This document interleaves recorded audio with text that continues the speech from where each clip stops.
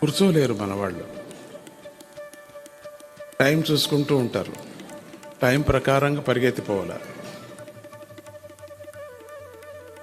జీవిత రాహిత్యం మనకు ఈ భాగవతాన్ని వింటే అనేది మనసులో మీకు రావాలా.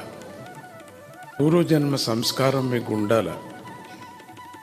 మీ తల్లిదండ్రులు చేసుకున్నటువంటి భాగ్యం ఉండాలా. మీ పిల్లలకు మంచిది కావాలా అనేటువంటి ఆశ మీకు ఉండాలా. అప్పుడు మాత్రమే భాగవతం వినటానికి అవుతుంది, లేకపోతే వినలేరు మీరు. గురుకృప ఉండిన వాళ్ళు మాత్రమే భాగవతం వినటానికి అవుతుంది. లేకపోతే విపరీతమైన చంచలం, టెలిఫోన్ చూసుకోవటం, అటు మాట్లాడటం ఇటు మాట్లాడటం,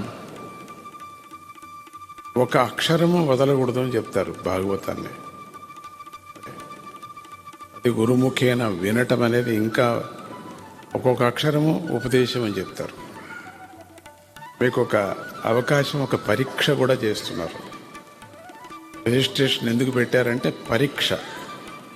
నెమ్మదిగా వినాలా అనే ఒక దృష్టితో, కంపల్సరిగా మీరు పూర్తిగా వినాలా అనే ఒక దృష్టితో స్వామీజీ చేసింది అటువంటిది.